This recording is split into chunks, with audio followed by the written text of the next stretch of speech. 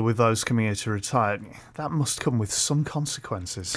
Well, exactly, yeah. And one of the big challenges that the Cumbria Community Foundation says they and we all face over the next few decades is the county's super ageing population. The report says the number of Cumbrians who are 85 or older has grown by 36% since 2004, one of the highest rates in the whole country. The foundation thinks that that's made even more challenging because older people are generally living in more rural areas where it's harder to provide help and support to them. So that's just a snapshot, Stephen, of the issues which are facing our county. The thing is, though, what can actually be done?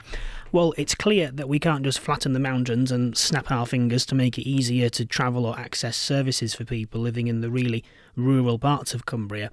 But Mike, the report suggests that we can't hide behind those reasons when really it's poverty and deprivation that are at the heart of the issues faced by many people in Cumbria. The foundation is hoping that the report will spur on some of the county's more well-off to become part of a new generation of philanthropists, whether that's founding grant-making trusts with millions or by continuing to donate what they can afford to charity appeals, Mike. OK, thank you, Stephen. Stephen Bell reporting for you this morning. Let's try to understand now just how much it means to get funding that helps you to run a project in the community. Stuart Sutherland is the General Manager of Garden Life in Carlisle. It's a programme that's received funding from the Cumbria Community Foundation and also the Police and Crime Commissioner's Office to teach gardening and woodwork skills to young people who are at risk of offending, as well as to other people who volunteer. Stuart, thanks for coming in this morning. Oh, good morning. How do people at risk of offending benefit from learning how to grow their own veg? Well, it's about job skills. It's about removing them from an environment they're used to, which is like the classroom environment, or for some, jails, prisons, and young offender facilities. And it puts them in a much more open, less rule-based environment where they can learn new skills and they can feel more valued in themselves. It builds their self-esteem, which then snowballs into wanting to get jobs and do better. It's interesting you say they can feel more valued. They can build their self-esteem. Is that almost part of the core problem that these people face? You find that, yeah. It comes from the time at school where they didn't feel they could achieve very well, so they avoid doing the work, they mess around, they're an absolute pain to the teacher, get thrown out, commit crimes, get thrown out of society. But now, if you give them something to hold on to, something to aim for, you can have a job at the end of this, or you can have the skills to get a job, and I'll help you with a reference, and I'll help you get ready for that job. It really improves their prospects, their motivation. And it's worth saying as well that this whole project actually has a knock-on effect for the wider community. Well, yeah. From the produce that we grow with the young men, some of it goes to, we've got a local school up the road, the Guildford Centre. We give some of them to their kitchen. They took a lot of pumpkins last year. They enjoyed that. We give some to the kitchen at St Nicholas Food Bank as well. There's a nice guy in there, the chef. He's a bit like Ready Steady Cook. I could turn up with a basket full of beans and lettuces and he'll be like, "Oh, right, I'm going to make this now." Okay, man. I have the greatest respect and admiration for somebody who can do just that, concoct a wonderful dish out of what would seem to be otherwise random ingredients. This whole project, though, Stuart, is it just about the benefits for jobs and employment? You know, what more would you say to budding gardeners who would maybe like to take part in this project? What would you say they would get out of it? Well, you can learn everything from basic horticultural skills, how to use your tools, how to work your land, how to fertilise it, germinate your produce, your seeds, how to use growing facilities properly, and how to work in a team as well. Because I'm guessing that as part of a life skill development, being one cog in a great big wheel is vitally important for people to learn that. Well, especially the young ones, yeah, they need to learn how a work environment works. Not to use the same word too often. But if they've come from school, they're used to, you come in at 9 o'clock and you do your register and you take your bag off and you go between lessons.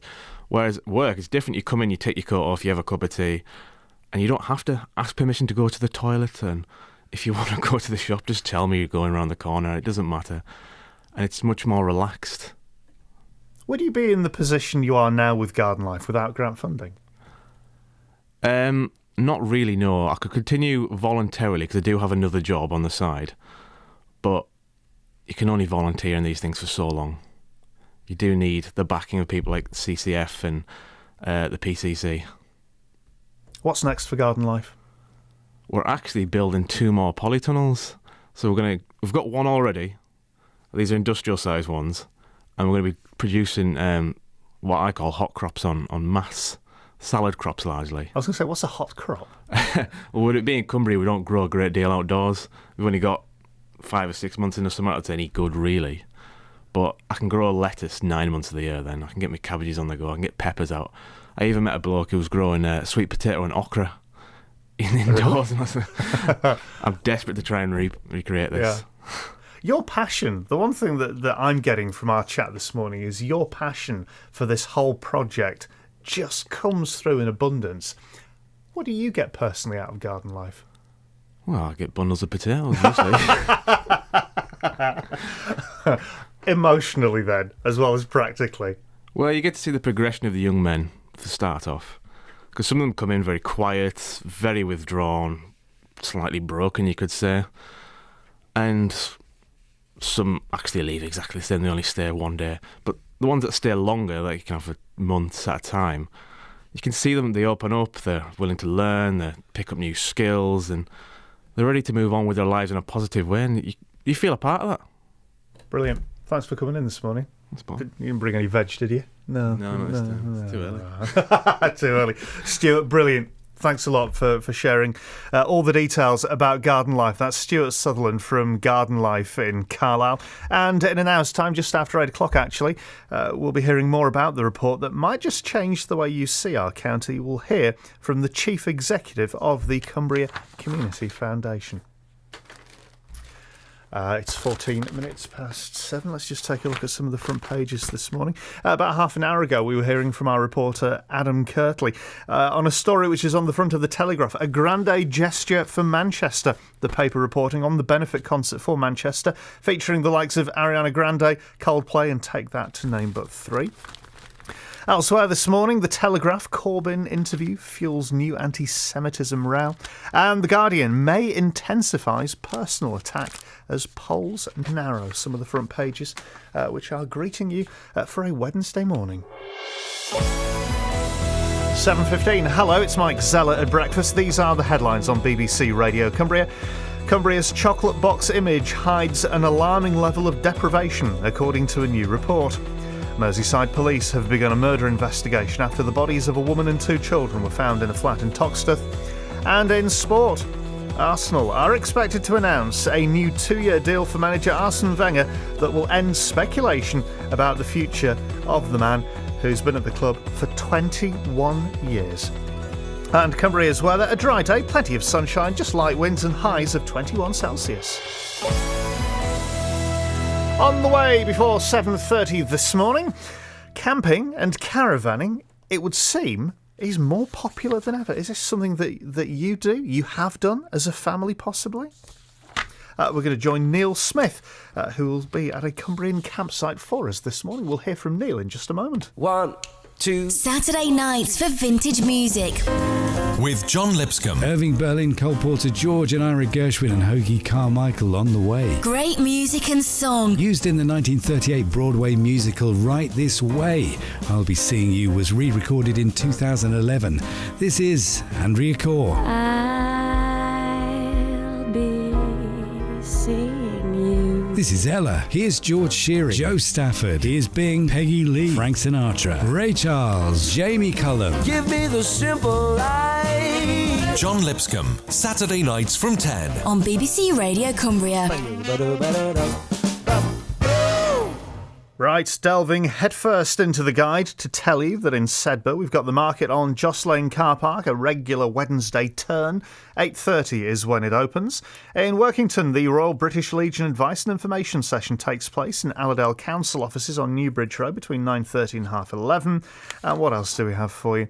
In Ormsgill, the Friends of Ormsgill School are inviting you to the Community Fun Days between 1 and 4 in Ormsgill School. Loads to see and do, including face painting. There'll be a bouncy castle. Barrow AFC will have a presence there as well, and the entry to that is absolutely free. radio.cumbria@bbc.co.uk is our email address for whatever's taking place where you are in Cumbria. And speaking of getting in touch, how are you getting on with our 3 little questions? Thank you, Simon, for Cryptic Cumbria, our clue which will lead you to somewhere in Cumbria, but where? Can you dine as well as deposit cash here? Can you dine as well as deposit cash here? Simon's clue takes you where? Clint Eastwood is 87 today. He played the lead role in the Dirty Harry films. What was Harry's surname? So in the Dirty Harry movies, what was Harry's surname? And this piece of music, title please. Mike and Rosie on Walney Island. It's not Last Train to Clarksville. Sorry. So you've got a silver this morning. We've got, though, a gold for Christine in Ironside. 2, you've been done by Cryptic Barbara in Dalton. 3 out of 3 for Gwyn and George in Armouthway. Irene's got a hat-trick. Well done. In a sunny Slime, there's an email flooded in from Joan and Brian. Yep, no problem for you either. We have mike.cumbria@bbc.co.uk available to you. Also available to you, the phone number 0345 305 1122. Frank with 3 out of 3 on the blower. And if you'd like to drop a text, no problem at all. Cumbria at the start of your message, so it comes to me. Then your answers 81333. Do please, of course, on the text, give us your name, where you're texting from. Stu, Sue and Charlie in a lovely warm and sunny Lazenby. Just a bronze for you this morning. Spot on with the Dirty Harry question. Full houses, though. Tony and Helga in Hale, Mary's in Headsnook. In Haverig, we've got Eric, Martin Max at Cleatamore, and busy once again in Crosby on Eden, we've got Robin and Gary. Cumbria first, then your answers to 81333. Now then, as well as getting in touch with the dings, I'd also like you just to maybe share a story or two with me. Motorists waste the equivalent of 29 hours every year because they're using sat-navs. And the sat-navs send them the long way or the wrong way. So this morning, your sat-nav tales of woe, please. When has it ever got it wrong for you? You've put all the details in, you've followed the sat-nav, and you've ended up in the wrong place. Possibly, metaphorically rather than literally, but it's led you up the garden path. 0345 305 1122. Cumbria, then your story on the text to 81333. The time, please, when the sat-nav let you down spectacularly. I know someone, I can set you off with this, who was following its every instruction. This was late at night as well, so it didn't help the fact it was dark. Followed the sat-nav's every instruction and ended up down a bumpy country lane where they had to reverse the entire way back because there was just nowhere to turn. I can only imagine the language by that particular driver was somewhat choice. Your sat-nav tales of woe, please. When has it led you the long way to a location or actually sent you in completely the wrong direction? Your stories throughout the course of the morning here on BBC Radio Cumbria. 7:20 now, camping and caravanning. It would seem more popular than it's ever been. The Camping and Caravanning Club says it's now got the highest number of members in its 116-year history. In Cumbria, 1 in 5 people stay in the county overnight on a campsite, so says Cumbria Tourism. So this morning, we have sent BBC Radio Cumbria's Neil Smith to discover the joys of holidaying in the great outdoors. Hopefully, we find him wearing his fleece and with a hot cup of tea in his camping mug. Morning to you, Neil. Tell you what, you're absolutely right there, Mike Zeller. I've got a fleece on, yes. I've got a slurp of coffee in a camping mug, so I'm absolutely meeting the requirements. And I tell you what, the location here, we're in Grangeover Sands, or just to the west of Grangeover Sands, Lowfell Gate Caravan Park. Now, this is